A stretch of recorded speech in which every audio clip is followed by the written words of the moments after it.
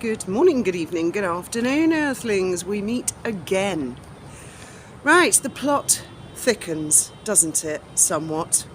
I've made some notes. So apparently, the translators in the Netherlands have said they just translated the words that were put in front of them. And I've absolutely no reason to doubt their word. Why would they add names? Why would they do that and risk their jobs and reputations? And let's say they were to do that, how would they telepathically know that there had been letters between Markle and the King and who had been named about what? That's a hell of a guess, isn't it? So it's a bit of a ludicrous lie. I don't believe Omid Scobie. I'm sorry, I don't believe him. He's lied before, and I believe he's lying now.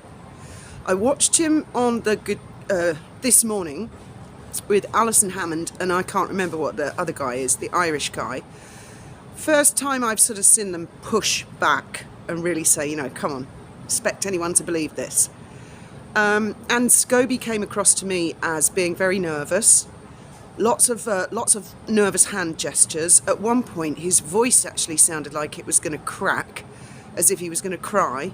He claims he's been living in a non-emotional bubble for the last 11 days. I bet he's numb with shock.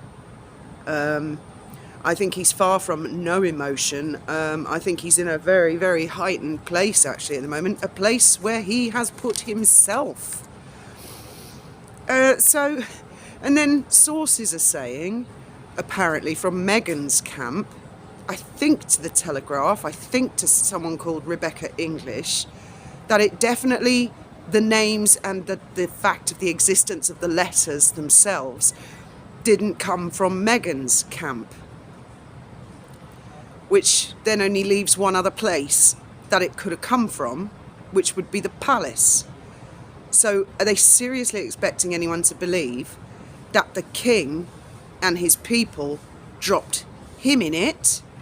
Or as Harry has frequently implied that William leaks to the press, that William leaked it in order to damage and destroy his wife? I mean, for what benefit? I also, interestingly, watched the Piers Morgan thing, which I don't know what time that was uploaded. And he had Tessa Dunlop on, who never ceases to amaze me. And she seemed to be saying she was outraged that Piers had the temerity to name Charles and Catherine. And try and make all this Piers' fault, when it isn't Piers who leaked the names. I don't know that Piers was aware there had been any exchange of letters between Markle and the King. But he's quite right. It was already out there. And now, interestingly enough, Dunlop, who is a cheerleader for Meghan and Harry, is now trying to deflect and put it all on Piers' toes, and was doing this faux outrage act. I mean, sort of shouting and flapping her arms and saying, how dare he drop Catherine and Charles in, like she loves Catherine and Charles. Like she's a true monarchist to the end. Same woman who writes columns for The Guardian newspaper, who make it no secret they want rid of the monarchy. Okay, so she's kicking off. There was some other lady on it I'm not familiar with, who accused Piers of saying a load of stuff that he had never said. And the screaming and the squawking, really, from Tessa Dunlop, to me, was like a sense of panic from Team Sussex, because she supports Sussexes.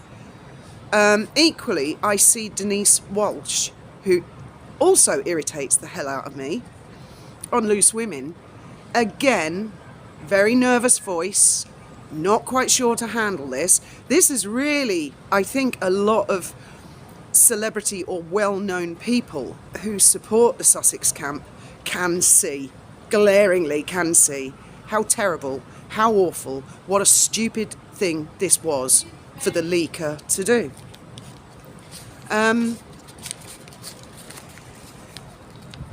I saw Catherine and William last night, and although they were all smiles, it came across to me that Catherine she seemed timid and apprehensive, like she used to be in the early days of the royal family before she built her confidence, over the last over 10 years. William holding her hand and supporting her and looking at her, I got you. I haven't really seen him have to do that before. The body language to me was that has been very upset. And William, although smiling, if you look at the pictures in the Daily Mail and if you cover his mouth and just look at his eyes, he is incandescent with rage. I can see that. He is livid, absolutely livid. And if no other supporter of the Sussexes can see that, I'm pretty certain Harry will recognise the anger in William's eyes. I wonder what Judge Honeywell is making of all this. It was lost in translation. A couple of names got slipped in. While she's deciding whether to allow to go to Discovery or not, I wonder what she is making of all this. Sources have also said that the entire royal family are outraged. I'm not surprised, and I bet I know who they blame. And it's probably not Omid Scobie they're really angry with. It's probably not even Meghan that they're really angry with. I don't suppose they'd expect any better. I'm guessing they'll be livid with Harry. Can you imagine Princess Anne's opinions on this matter? Any of them, actually. I mean, it's really quite incredible that Sussex camp dropped these bombs, whether they're supporters of the Sussexes or the Sussexes themselves. The leak continues from their camp. I cannot see any advantage for the palace or the royal family to have done any of this. It's just brought shit to their door again, hasn't it? Quite frankly.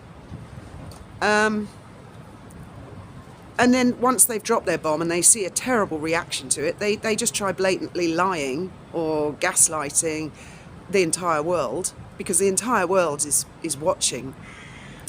I also heard that Christopher Boozy has been writing a book which will include Wally, Yankee Wally, who hasn't been on the internet, as far as I know, for months. But that's not good enough, is it? That's not good enough. Well, I mean, in a way, I kind of look forward to reading that, because then he will be committed by the pen to whatever he says, and if there are any lies or anything that doesn't tie up, it's just going to make things worse for Meghan, isn't it? I mean, it really is all coming to a head.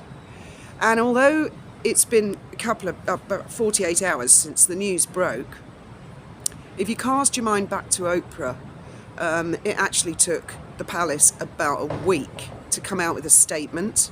I mean, what will they do? There's talk they might look at legal action. I think that's unlikely. They might look at releasing a statement. I'm not sure they need to, actually.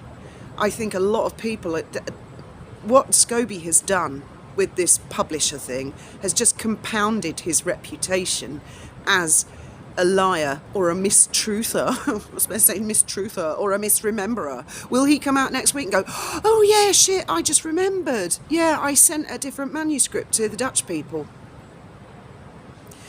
I don't believe that if it was done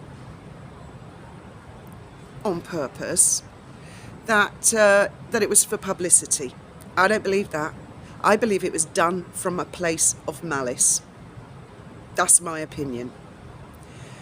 And then I saw Tessa Dunlop again on Good Morning Britain this morning, and she and another lady who I'm not familiar with both said that, firstly, there was an enormous assumption of guilt on the part of Charles and Catherine.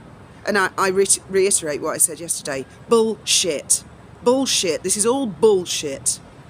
So they have this assumption of guilt, and then they go on and say, we look up to the royal family and they should set the standard and open the debate. And Kate Garraway said, what are they supposed to do? Do their own 6-hour Netflix series? What are they supposed to do?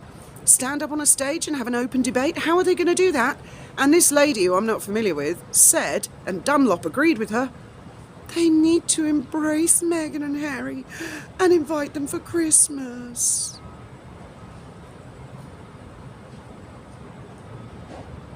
The gall. No.